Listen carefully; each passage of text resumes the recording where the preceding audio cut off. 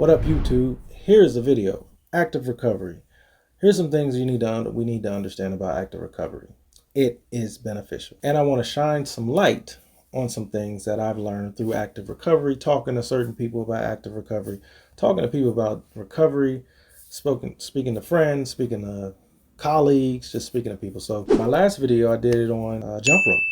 And jump rope is something that honestly I use as active recovery because the word active and recovery. So I'll give an example. So an athlete hurts his or her hamstring, strain, little ache, can't really sprint. There's a lot of things they may be afraid to actually push themselves at practice. So I'll be like, hey, if I have a jump rope, go get a jump rope.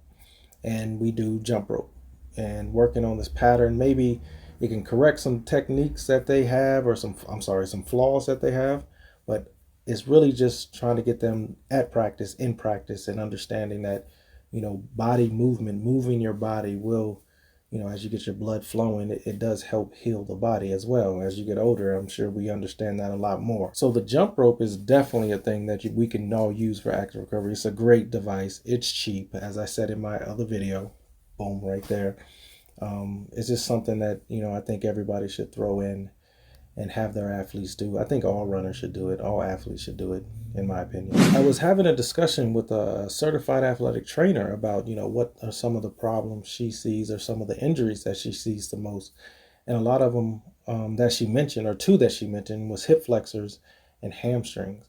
And a lot of what I've learned with hip flexors and hamstrings, a lot of young athletes, I could say, just to say athletes in general, they don't have a strong enough core. And like I said in my video, when I talked about core and gymnastics, that's over here too, that's what a lot of times the injuries, at least with my athletes, from my experience, like I said, science is still sciencing.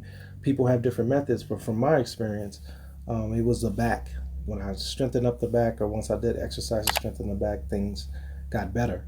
I wouldn't say completely better, but it definitely helped. So when I was speaking to a certified athletic trainer about this, those are some of the things that she mentioned. And if you want to sprint and you want to sprint fast, those hip flexors are, honestly, they're neglected a lot. So any type of hip flexor exercise you can find, you can try, but these are some of the exercises that I stick to when it comes to hip flexors. And a lot of times it's just walking a march and doing different types of walking a march.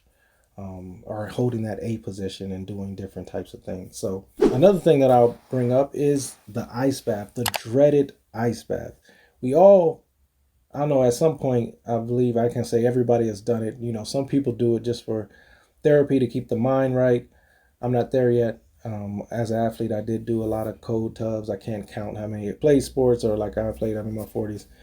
That was just something you did. Or getting in a warm bath, that was always something. Take a hot bath. But the cold tub or getting in the ice bath is it is some benefits to it. I can't say, or science is still sciencing. We're still learning more and more about what it does and how it helps the body.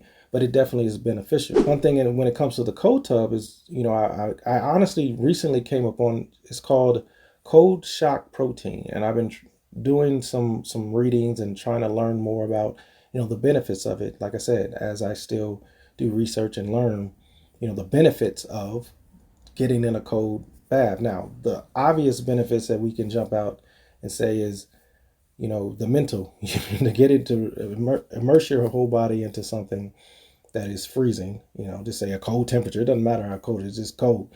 You have to have a level of mental toughness, and you'll develop a level of mental toughness very quickly. And I think that's a huge benefit when it comes to active recovery, because we need to understand mentally how we, either harmed or how we got injured and how we're going to work ourselves back. That getting in there mental, or having a mental space that is a growth mindset that you can expand on, is always important for active recovery. One thing that I promote my athletes or get on them about is just stretching, static stretching when they're home. Dynamic exercises, dynamic drills, A-skip, high knees, or step over the calf, step over the knee, dribbling as it's called. Those things are dynamic. But a lot of the static stuff I ask them to do when they're home, I can't say they do them. So I send them this wonderful person, Sean V, who, I don't know him personally, but I've been doing his videos or sending his videos to my athletes for years now. I actually sent him a message one time. It's like, you're awesome. Keep doing what you're doing. And he has. So if you want to know anything about stretching or learn anything about stretching, he has a plethora of videos that you can explore. And they're sometimes 15 minutes, 10 minutes. He has even the longer ones. But either way, stretching and keeping the body limber is extremely important. Also, another thing that we don't train or understand, I definitely didn't understand, it's just hip mobility. Different hip mobility exercises. What I would do a lot of times with my athletes who had locked up hips, I would attach a band to their knee, have them do a lunge, maybe pulling their knee away and, away from the body, and then obviously working the other way and developing a little bit more, I guess you say, mobility through the hip. That's important when it comes to developing athletes.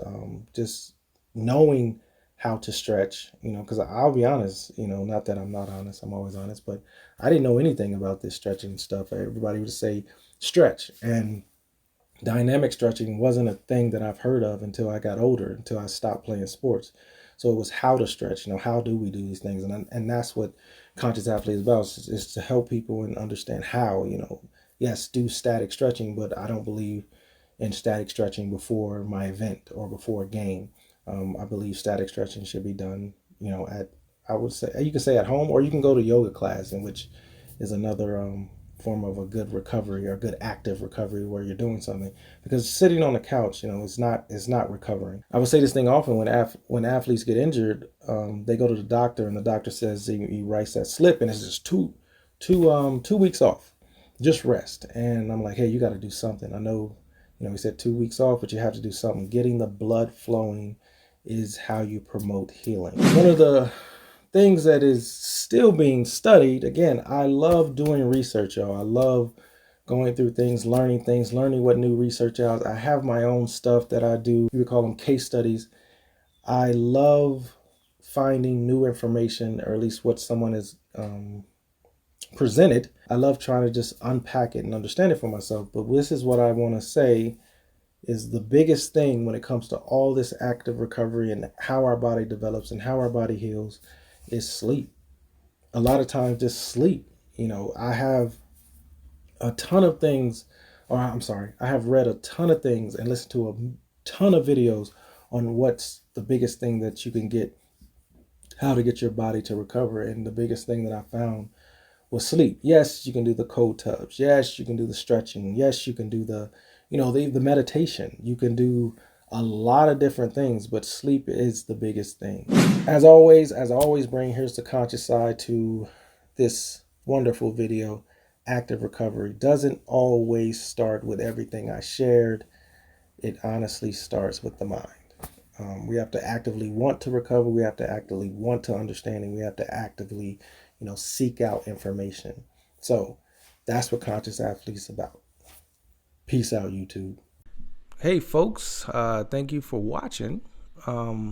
Like, comment, subscribe. Oh, yeah, hit that bell.